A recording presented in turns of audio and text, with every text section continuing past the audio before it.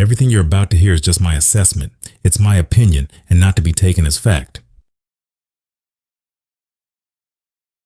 The December 3rd, 2024, video of Joni Lamb addressing allegations against her and the Daystar Network presents a complex, troubling picture of organizational and familial dynamics. When viewed alongside the leaked audio purportedly revealing Tom Callender threatening Jonathan Lamb to sign an NDA or face removal from his position, the situation becomes even more serious. This additional evidence suggests a potential abuse of power and a systemic effort to silence dissent and control narratives within the Daystar ministry. Below is a detailed and condemning assessment of the video and its implications, reflecting both on the content of the address and the context surrounding it. 1. The manipulative narrative control. Joni Lamb's video operates as a public relations exercise, designed to present her as a victim of unjust attacks, while dismissing or trivializing serious allegations. While she frames the discussion as an open dialogue, the structure and delivery suggest a calculated effort to deflect accountability. A. Selective transparency. Joni repeatedly claims to value transparency, yet her recounting of events is selective and skewed. She goes into granular details about specific incidents, such as the 2021 family retreat, to paint a benign picture. However, these narratives are incomplete and carefully curated to exonerate herself, while casting doubt on others, such as Jonathan and Susie Lamb. The absence of substantive engagement with the leaked audio and broader allegations undermines her credibility. B. Weaponizing relationships. The video leans heavily on emotional appeals, including her heartbreak as a mother and grandmother, to shift focus from the allegations to her personal struggles. This strategy diverts attention from the systemic issues raised by the allegations and instead centers her as the primary victim. C. Control of the setting. The conversation is framed by supporters who reinforce her narrative rather than challenge it. The lack of impartial questioning or an independent platform for addressing the allegations further erodes the legitimacy of her claims. 2. The leaked audio, threats and NDAs. The leaked audio of Tom Callender allegedly threatening Jonathan Lamb to sign an NDA or risk removal from his position represents a turning point in the narrative, exposing serious concerns about organizational governance and ethical lapses at Daystar. This incident starkly contrasts Joni Lamb's portrayal of the use of NDAs as routine business practice, casting doubt on her assertions. A. NDAs as a silencing tool. While Joni claims NDAs were used for protecting proprietary business information, the leaked audio strongly suggests they were weaponized to suppress dissent and prevent the exposure of damaging information. This misuse is particularly egregious in a ministry setting where accountability and transparency should be paramount. B. Abuse of power. The alleged threat to remove Jonathan Lamb if he refused to sign the NDA highlights a toxic culture of coercion and control. It reflects a prioritization of maintaining power and suppressing internal conflict over fostering trust and ethical leadership. Inconsistencies in Joni's narrative. In the video, Joni denies any intent to suppress information or manipulate outcomes. However, the leaked audio undermines these denials, exposing a pattern of intimidation and the silencing of voices that challenge the prevailing authority. Third, familial tensions and organizational implications. The conflict between Joni Lamb, her son Jonathan, and his wife Susie reveals deeper issues within Daystar's leadership structure and raises significant questions about the ministry's governance. A. Nepotism and power dynamics. Daystar's leadership appears entangled in familial relationships, creating a toxic mix of personal and professional conflict. Joni's assumption of the presidency following Marcus Lamb's death sidelined Jonathan, who may have expected a larger role. This transition seems to have been managed poorly, leading to resentment and further fracturing within the family. E. Public fallout. The airing of this conflict in public coupled with the leaked audio, has severely damaged Daystar's credibility. Joni's attempt to frame her actions as protective and reasonable is overshadowed by the perception of internal chaos and a lack of integrity in addressing disputes. C. Misuse of organizational authority.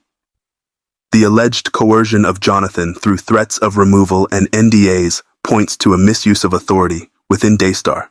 Instead of fostering an environment of collaboration and accountability, the leadership appears to prioritize loyalty, contradiction to faith-based leadership, even at the expense of transparency, leadership and ethical humility, accountability, damage and the willingness to confront one's own shortcomings. The implications that are conspicuously absent and beyond Joni Lamb and her family, threatening the reputation and integrity of the entire Daystar ministry. Unlike Jonathan and Susie, who provided detailed accounts and specific timelines, Joni's statement lacks transparency. Key issues include vague denials.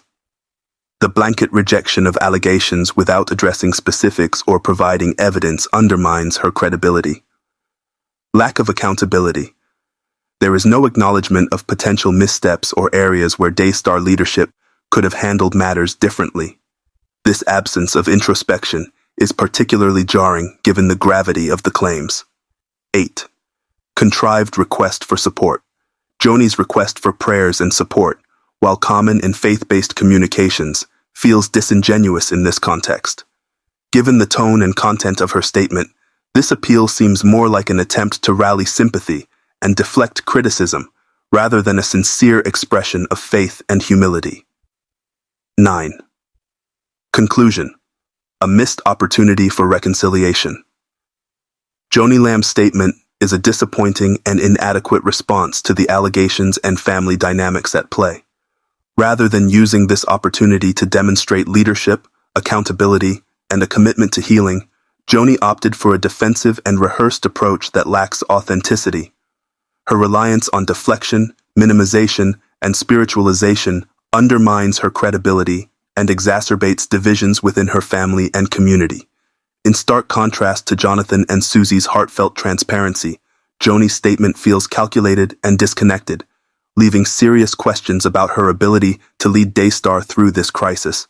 For the Daystar community and beyond, Joni Lamb's response serves as a cautionary example of how not to handle allegations in public scrutiny. Her failure to engage with the substance of the concerns raised, coupled with her apparent prioritization of image over integrity, represents a profound misstep in a time when accountability and transparency are paramount. A erosion of public trust. The leaked audio, coupled with Joni's mishandling of the allegations, has likely eroded trust among Daystar's supporters and the broader public.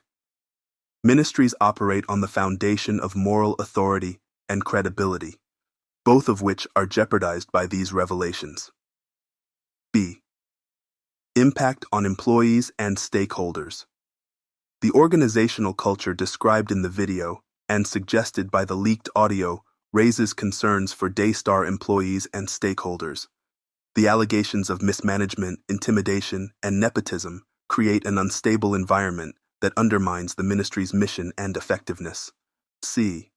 Broader ethical questions. Daystar's use of NDAs and its handling of abuse allegations raise broader ethical questions about the governance of faith-based organizations. These practices are incompatible with the values of transparency, accountability, and care that such organizations should embody. Fifth concluding assessment. Joni Lamb's December 3, 2024, video fails to adequately address the allegations against her and the Daystar network. Instead, it serves as a deflection, obscuring the truth behind carefully crafted narratives and emotional appeals. The leaked audio further underscores a pattern of coercion, silencing, and ethical lapses within Daystar's leadership. For Daystar to recover from this crisis, several steps are necessary. 1. Independent investigation. An impartial inquiry into the allegations, including the misuse of NDAs and the handling of abuse reports, is essential to restoring trust. 2. Leadership accountability. Joni Lamb and other implicated leaders must take responsibility for their actions and be willing to step aside if necessary. 3rd, Organizational reform. Daystar must implement governance reforms to ensure transparency, ethical practices, and the separation of familial and organizational roles. Fourth, commitment to victim advocacy.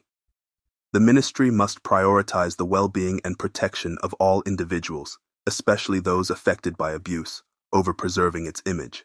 Until these steps are taken, Daystar will remain mired in controversy, and its mission will be overshadowed by the failures of its leadership. Joni Lamb's attempt to control the narrative may provide temporary reprieve, but without genuine accountability, the damage to her reputation and the ministry's integrity will only deepen.